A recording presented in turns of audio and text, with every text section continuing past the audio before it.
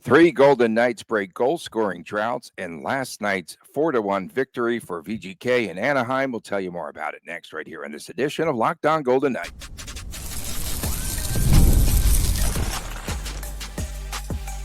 You're Locked On Golden Knights, your daily podcast on the Vegas Golden Knights, part of the Locked On Podcast Network, your team every day. Sorry for the delay in action. The sweatshirt was on backwards. Garlic. Okay. Tony Cardasco, Chris Garlic from Las Vegas. Thanks for making us your first listen every day. You've done that, bro. Find us wherever you get your podcast. Please make sure to subscribe to our Locked On Golden Knights YouTube channel. And we are brought to you today by FanDuel. FanDuel is America's #1 sports book. I'm going to call you Crisscross this morning. Yeah.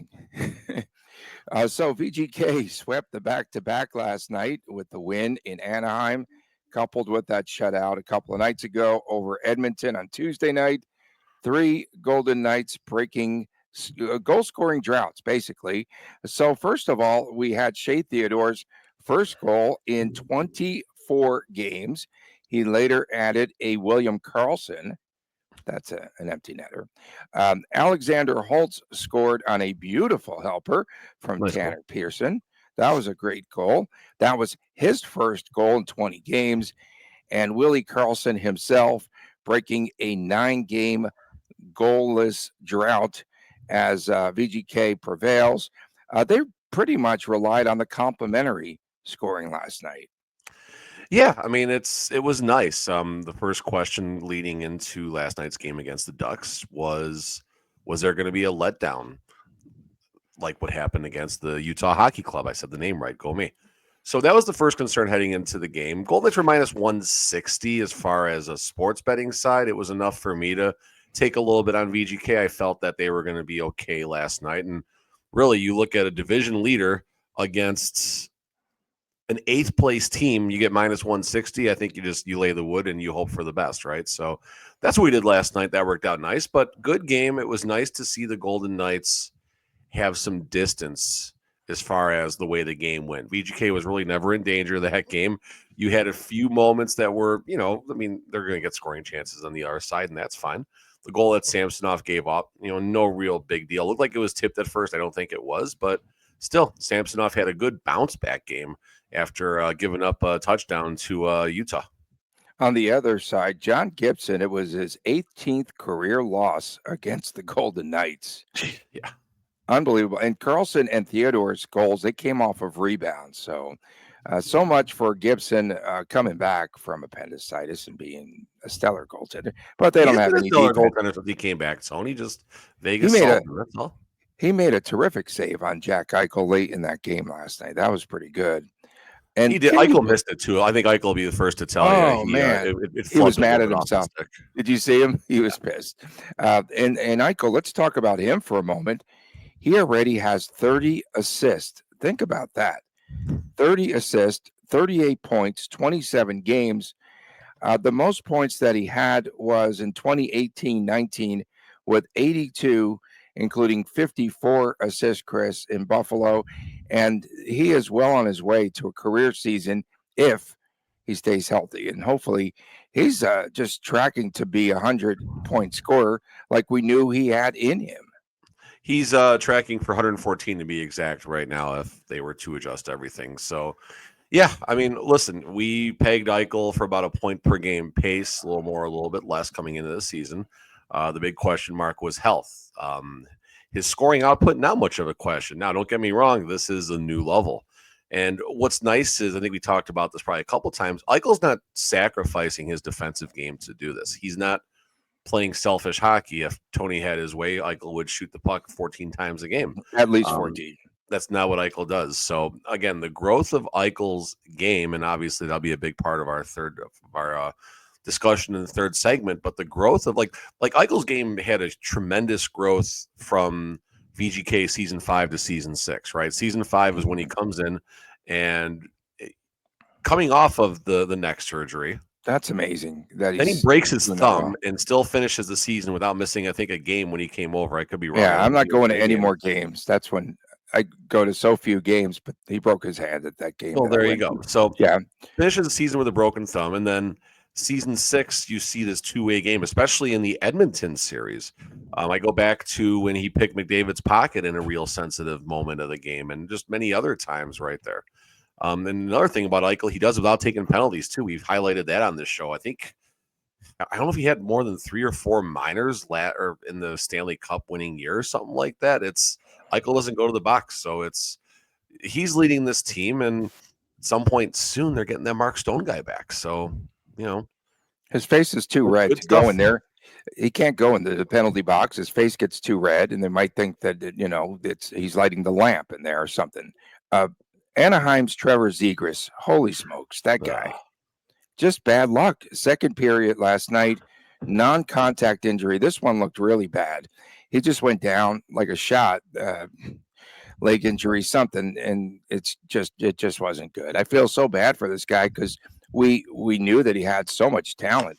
The Rangers are still exploring some sort of a deal to bring him there, but who knows? I don't know, Tony, if Zegras. I mean, it could just simply be a change of scenery is needed, something like that. But I mean, the ceiling was very high for Zegras. He did a good job with all the razzle dazzle stuff. He was amazing to watch in the Golden Knights All-Star game and the skills competition. Had a cool breakaway skit, I guess we can call it now. It's not really competition more than a skit, so that's fine. But a lot of concern, right? I mean, I think the last time the Golden guy, look at that hair, his picture on Hockey DB, that's straight out of it's Doug Gilmour, Yammer Yager-esque with that flow right there. But 10 points, 4 goals, 6 assists. But I feel like that's actually a step in the right direction from where he was. There was a face-off against William Karlsson. I wonder if there's any contact with Karlsson. I watched it. There was none. Replays, but he just and I don't think the Ducks waited that long to announce he wasn't returning that game. So, I mean, you fear the worst. ACL is obviously the first thing I think on most people's minds, and hopefully it's nothing of that severity. And if it is of that severity, so be it. You hope he heals well, and maybe this makes him stronger for a return sometime mid next season, something like that. Yeah, very sad about his career because we saw the potential there. VGK now has points in its last 5 road games. So this is a streak here for VGK. So that solidifies, why they are leading in the Pacific Division. I mean, these 2 games, okay, Anaheim was not a big game. Edmonton was, but again, they are starting to stack some points here. Yeah, no doubt. I mean, American Thanksgiving hit, Pacific Division leader, still a Pacific Division leader a couple games later. Now, this is the moment where we're accustomed to holding our breath as far as supporting the Vegas Golden Knights. Last night was game 27. 27, 54, 81, 27 game increments. The middle third of the season starts Friday against the Dallas Stars. Middle third of the season has been a concern for the Vegas Golden Knights. Now, to be fair, this is different coming into this middle third because there's a chance the Golden Knights are as close to 100% healthy, I think maybe less Zach Whitecloud, that they're going to be. I would project. I mean, I thought Mark Stone was going to come back last night. It seemed like he might, based on some tea leaves. Tony, there you go. Based on some tea leaves. Oh man, didn't end. I wanted to get you going. I know you got me going. So it didn't happen. I think Friday against the Dallas Stars is a relatively safe bet. Golden Knights, I'm sure, will not be hitting the ice in any fashion today. Today's Thursday. Today, Thursday, but Friday you'll see a pregame skate, and we'll see what Mark Stone is doing out there. Looking at their last games here, so you got wins against Anaheim, Edmonton, that Utah game, whatever it happens. Winnipeg, overtime loss, Colorado, shootout victory, Philly, victory, Montreal, victory, Ottawa. And then you had losses with Tampa and Washington, and you had a nice little streak before that of a couple of games. So they're taking care of business. We'll talk about in the third segment what we think this means respectfully, but for now, they're doing what they need to do. Do I look like someone out of The Longest Yard? That movie. That's good. That's which Longest Yard? Wasn't there 2 of them? Wasn't there the Adam Sandler one? The original, the other one? The OG. Yeah, the OG. Yeah, come on, man. Nothing beats the original. I actually put it on. I was channel surfing. I just got tired of clicking, and I think I stopped on the new one with Adam Sandler, and it's okay. It's got some dark moments in it actually for comedy. Yeah, exactly. Ilya Samsonov. Let's talk about him. A nice little rebound for Ilya. Yeah. 19 of 20 shots he saved. He blocked. There were a lot of shots blocked in front of him. He credited the defense, but he also said he had a long, hard discussion after that last game with Sean Burke. I wonder how that discussion went. He said, "Hey, you see what happened to Logan Thompson, right? You see what happened to Logan Thompson. That's what happened. He didn't make the Four Nations either, so be careful. You better not screw that up again, or you're." That's probably the conversation. Okay, so you're going to segue us right into the next segment here. I'm doing pretty well with segues today. That broadcasting school really paid off. 7 Golden Knights, the longest yard paid off for me. 7 Golden Knights are going to the Four Nations shootout, face off, whatever you call it. Face off. We'll run it down next. What players are going and to which teams? Next on Lockdown Golden Knights. PrizePicks. It is the best place to get real money sports action with over 10 million members and billions of dollars in awarded winnings. PrizePicks has made daily fantasy sports accessible to all. You just pick more or less on at least 2 players for a shot to win up to 100 times your cash. Run your game all season long on PrizePicks, and you could win 100 times your money on PrizePicks with as little as 4 correct picks. And we told you that you can now get into the action in over 30 states, including California, Florida, Georgia, and Texas. And it is the place to get real money sports action. You need to join the more than 10 million users and sign up today. They definitely put their members first, and they do it with your withdrawals are fast, they're safe, they're secure. And when the picks hit, you can get your money in as quickly as 15 minutes. So sign up today. You will get $50 instantly when you play $5. You don't even need to win to receive the $50 bonus. It is guaranteed. PrizePicks is the best way to get real money this football season. Which players are going off, which ones aren't. Make your picks in less than 60 seconds. Turn your sports opinions into real money all season long on PrizePicks. Back on this edition of Lockdown Golden Knights, Tony Cardasco and Chris Golick. Thanks for making us your first listen each and every day. You can find us wherever you get your podcast. And please make sure to subscribe to our Lockdown Golden Knights YouTube channel. Don't forget on Fridays, it's WTF with the Friday. Saturdays reserved for the Chris and Chris Jr. show sometimes. So with that $50 a month that we get for the wardrobe, to spend on the wardrobe, dude, the mornings are so confusing to me. Like whatever I grab. So you know how kids, you just let them express themselves and be who they are or whatever. They just they don't match. That's me. That's me in the mornings. So I can't. Tony Cardasco is wiggity, wiggy, wiggy, wiggy, wiggy, wiggy, whack, y'all. Wiggity whack. Yes, of course.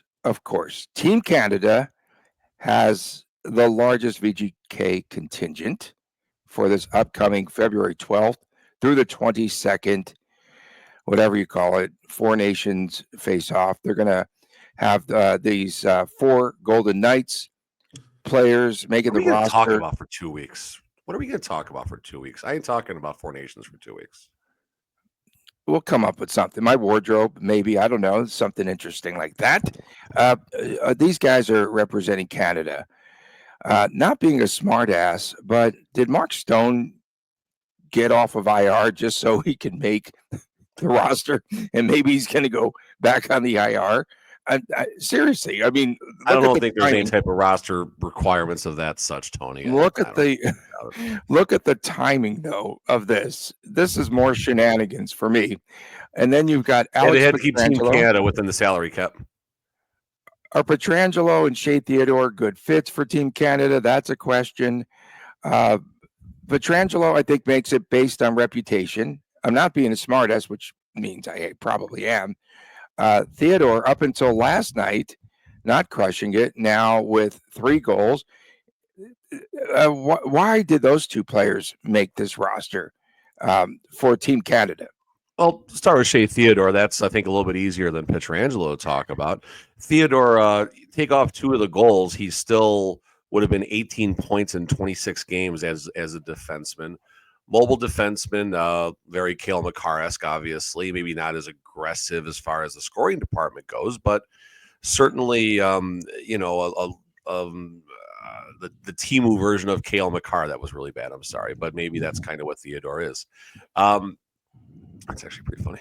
That's fine. So Pietrangelo, on the other hand, listen, Pietrangelo, say whatever you want about him. He plays boring hockey at times, and it's a little difficult to watch, but he does it for 20 minutes plus a night. Of the 20 minutes a night he's out there, he's spending most of his time out there against either the other team's top 2 forward lines or against the other team's top power play line.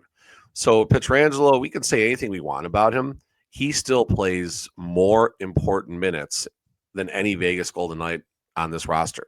He plays more minutes, period. He plays more minutes, period. Okay, more minutes, period, too. I guess that's definitely fair. Yeah, exactly. You said important. Actually, Shea Theodore is the leading ice time for VGK, 22-23 a game.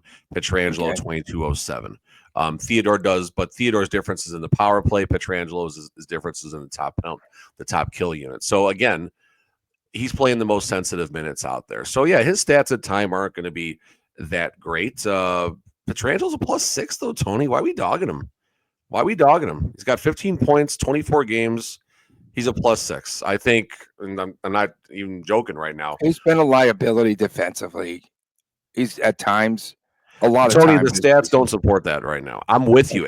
It's tough to watch him. I joke that he's going to cough the puck up at the blue line. I've said a lot of things. I definitely do. But in the same breath, when I look at 2, 13, 15 points, a +6 and 22 minutes of ice time for a player who is out there against the opposition's best players in the most sensitive moments, he's doing fine this year. And this is a good fit for Team Canada. I think with Stone, I think it's a legacy vote. He made the Worlds for Canada in 2016 and 2019, so that's why he's there. 21 points in 13 games might have something to do with it too. I don't know.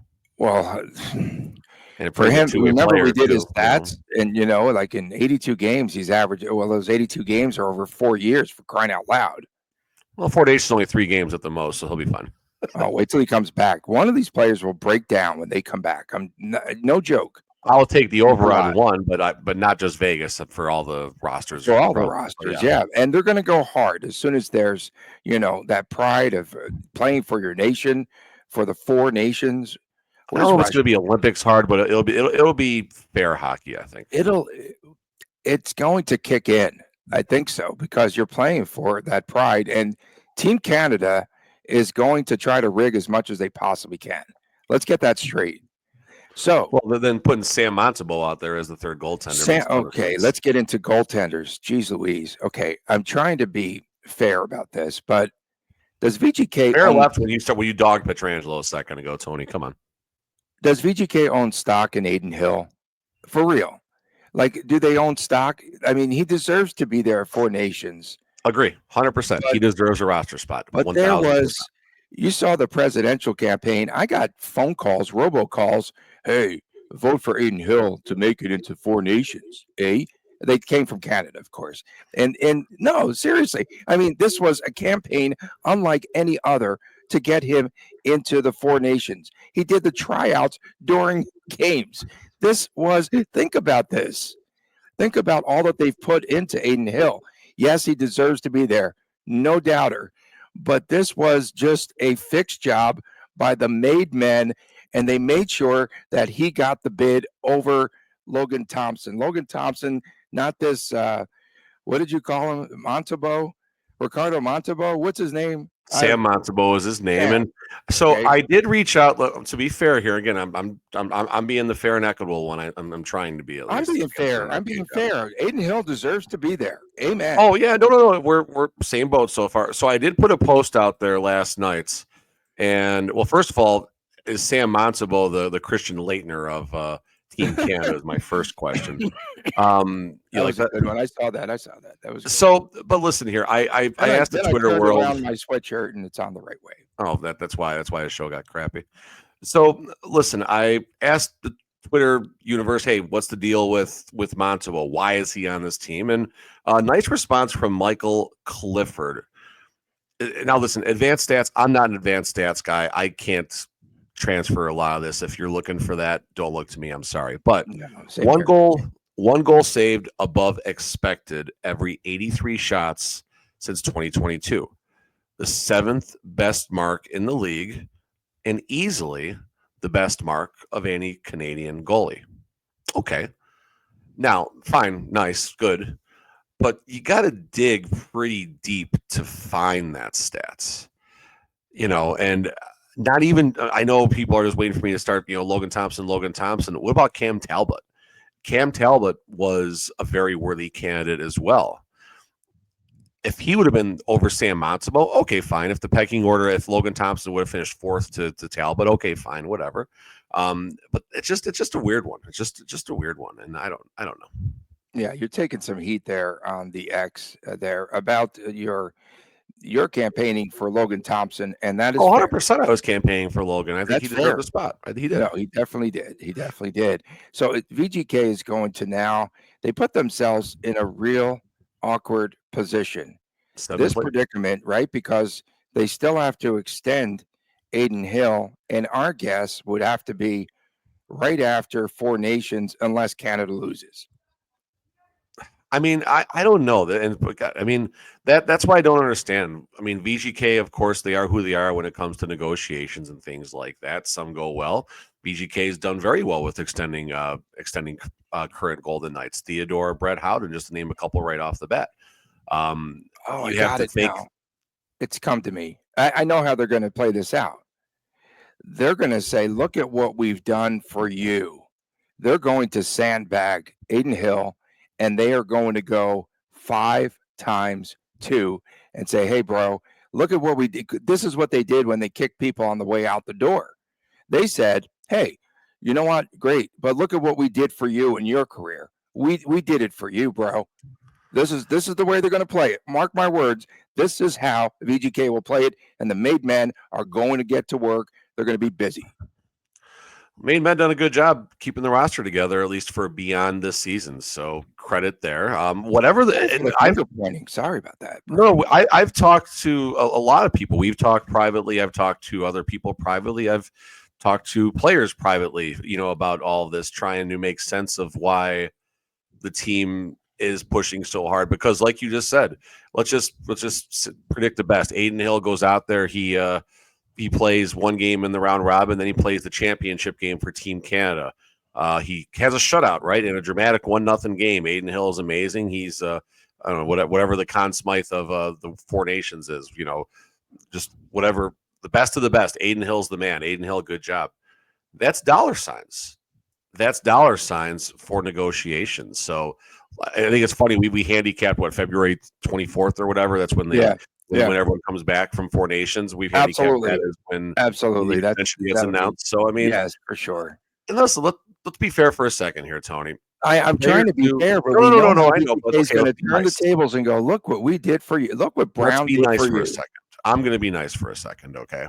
Go ahead. The Four Nations is, as much as I think the Four Nations is a load of crap. I'll say it in a second, but I'll be positive, and I'm dragging it. I want Russia there. I want the Russian team. It's important to the players, and that's what matters. Mark Stone, he talked about this in the preseason. It's important to Canada. It's important to Canada. That's it. But it is important to the players, Tony. It is important to the players. And if the Team Canada tryouts, which is what it's been, has been helping Aiden Hill play better for the last 8 games, whether it's right, wrong, or otherwise, it's good. If that's what had Mark Stone, that real nice start, okay. Now, here's a concern. Let's watch the VGK players who made the Four Nations for the next couple of weeks, next month. Let's see if their games taper off at all. If they do, that'll be interesting. I hope that's not the case, but this is a morale boost for the players. They all a lot of them wanted this. William Karlsson that's why Theodore scored last night. Yeah, exactly. It was he was already announced, but he was pumped up. So take it for what it is. I mean, I'm not a big fan of the Four Nations situation, but the players want it. They're excited, so they got what they wanted. VGK had the second best showing. I think Florida had 8 players. VGK had 7. So that's something about this roster as well right now. We heard a lot about that last night in the broadcast as well. So rigged. U.S. Like the good old days. I'm the one slowing Tony down. This is like the old days. People might like me again after the show. U.S. team. Jack Eichel already named. Defenseman Noah Hannafin. I don't understand this pick at all, but he did play 3 times for the USA in international play. So I guess we're going to have to live with that one. He's not deserving at this point. I'm so sorry. I'm sorry. He's not deserving. Tell me what made him a viable player. And so many players, a lot of folks were just really PO'd about Tage Thompson not making that roster. Tage Thompson. I know he's not a defenseman, but they were just kind of pissed at that. And then William Karlsson named to the Swedish meatball team as expected. Bruce Cassidy, we know, assistant coach. And as you mentioned, Florida, most players with 8, VGK 7. Yeah. I mean, I kind of lost my train of thought right there. Yeah, there is no train of thought here. It's just you hate the 4 nations. And what about Hannafin's selection? Thank you. I caught up there. The Hannafin, I mean, listen, at times Hannafin looks like one of the best American defensemen in the National Hockey League, and more times than not, he doesn't, putting it very mildly, of course. Oh, the players go through slumps. Don't worry about his plus minus. It's all good. I mean, again, hockey stat card last night. I got so many windows open here. Hockey stat card last night. I had it up here at least. I have he like was 87 windows. He was in the bottom third last night, something like that. So Again, in a game where VGK looked pretty decent, Hannafin still didn't really have a strong showing. So no, like you said, the pedigree is there, so that's probably got something to do with it too. Okay, coming up next, Golick wants to know if we believe VGK is a Stanley Cup contender. I put it all on you, bro. Back with more right after this on Locked On Golden Knights. Tackle the NFL action all season long with FanDuel. It is America's #1 sportsbook. All sorts of bets up for grabs now as the NFL season is heating up. The FanDuel Sportsbook gives you everything that you need. And of course, you could also find what you need in the middle of the game if you get some sort of a hunch.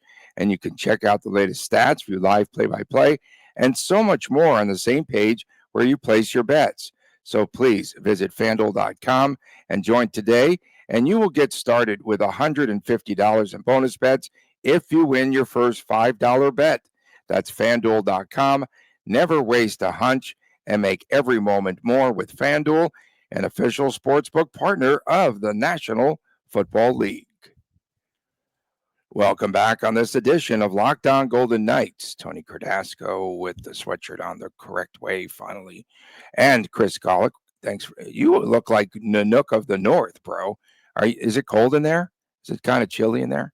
I had to scoop the cat litter box and run outside and do that, so I put a sweater on. So you left that on. Okay. Fridays, WTF. Of course, you can make your comments about Chris and the way Would you call me what of the North? Who? What? Nanook of the North. Google it. Okay. No. Like an Eskimo or something, right? Isn't that something like that? Canuck I don't know. It's funny, though. Can you see? We've had shows where we could see our breath. The fog has not rolled in yet. The fog is not. And I'll have you know that CenturyLink put in the all-new fiber. So the internet is running so much faster. So you got the T-Mobile internet. Great. Good job.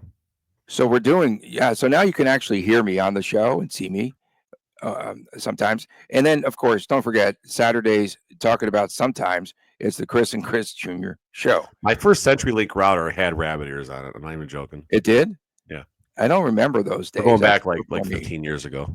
Yeah, but no, they finally have the fiber going, and it's a lot quicker. It is. It's pretty good right now. Knock on wood. So is VGK a playoff team? Yes, they are a playoff team. Are they a Stanley Cup contender? Not quite sure yet. Because they cannot beat those teams, as you have pointed out consistently on this show, that are better than 60% win percentage, right? But they are winning on the road. There's a good argument, I think, to make right now as we approach the third of the season. Is that where we're at? We need to do middle third. Yeah. Well, no, this is the first third, right? We're approaching the middle third right now. Right. The transition game is Friday. No, we didn't do the first third, like recap. I think we need to do that someday. We got tomorrow. Tomorrow? Is that how we're going to plan it? Tomorrow, don't we? Probably. The 7-point road trip, I think, was something that convinced me that this team could be more legit than we anticipated. They're getting all sorts of players to step up every night, different players every night. And when that top line is pretty much shut down. VGK is starting to to get that complementary scoring. I wanted to talk a little bit too about Hurdle. What's going on with the Turtle Man? So real quick, Hurdle, they're putting him every which way to Sunday as far as lines. And he made a nice pass last night on that. Hurdle's a great player, right? but this system is not working for him in No, the 5-on-5 scope. He's we doing knew fine. this. Like, he's a fine player, and he's had some We knew moments. this. We knew this. I said it would be a down year for him. I did. Well, yeah.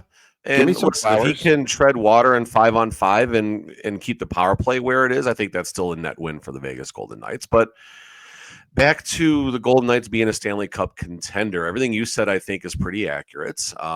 Golden Knights, yes or no, are the Vegas Golden Knights a Stanley Cup contender? My answer still is no right now. But if whoever wants to clip that and drag me, fine. I don't care. I can give to whatever.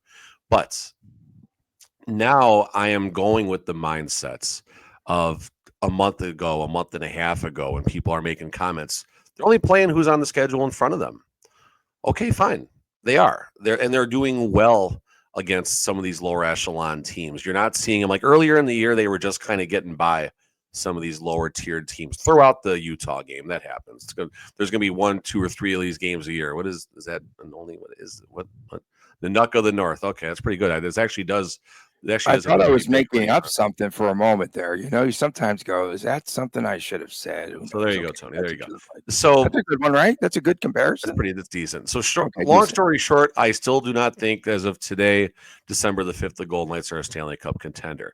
But if we went early in the season, if it was from concern for where the scoring was going to come from in the goaltending, we went from concern to cautious optimism. Now, I think we go from cautious optimism to optimism. We're going up the ladder right now. This was expected to be a down year. A lot of questions about scoring. Those have been erased for the most part. Some concerns with, like Hanifin and Hurdle and some other things happening on the roster, Mark Stone injury. But now the Golden Knights, I think, are much closer to possibly being a Stanley Cup contender. Okay, this is driving me nuts. Than they were a month ago, 45 days ago. And I think after maybe this stretch coming up, you look at this group of teams, this is where it's going to get a lot more difficult now. The Golden Knights have the Dallas Stars. That's a possible Western Conference final again right there, a possible rematch. Tough roadie going to Winnipeg, to Edmonton, to Minnesota. Now, here's the thing. And Mark Stone may not even come back this Friday because after Friday, December 6th, Golden Knights got 6, don't come back until the 12th. Yeah. So honestly, I don't know if Mark Stone's even going to come back or not. What are they going to do during that time? What are we going to do during that time? No. Practice. That's what you're supposed to say. Of course. They're going to practice. We're here all about it. I know, Tony. So again, real quickly, at Winnipeg, at Edmonton, at Minnesota. Then they come home, Vancouver, Seattle, Anaheim. Vancouver's a little tough. They go to San Jose. So that 3-game roadie, Winnipeg, Edmonton, Minnesota, if they go out there and kick some butt, if they go 6 points or 5 points in that, then I might finally go to that ladder where I think they go up the next rung in the ladder where the Golden Knights could be a Stanley Cup contender. Right now, it's still prove it mode, but they're doing a really good job compared to what I thought, I think what you thought coming into the season right now. They still, correct me if I'm wrong, at the trade deadline are going to need another piece. They are going to need another piece. They're going to need a veteran and someone that can score goals. And they're going to find him, Tony. The Golden Knights, they're saving their pennies right now. Are you in agreement with me? Oh, 100%. Listen, if McCrimmon believes this team is the season 8, this is season 8, right? The season 8 Vegas Golden Knights. If he believes the season 8 Vegas Golden Knights are a cup contender after this 4 nations, he's going to find a way. The Golden Knights, this is why you see all these up and downs on a daily basis. You don't have this player on LTIR, so the Golden Knights weren't accumulating cap space. Now they're accumulating right now. You go back to those games when they win 11-7 a little bit. Now you know what the reason was. It's accumulating cap space, which is something that we kind of talked about very briefly.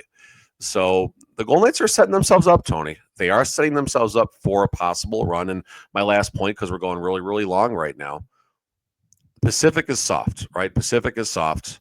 You got a couple real good powerhouses in the Central Division right now in Minnesota and Dallas. I still think that we're going to hear from Nashville at some point, but maybe that ship has sailed.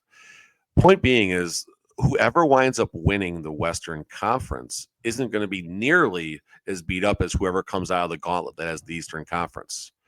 So that could benefit whoever is the Western Conference champion when it matters the most.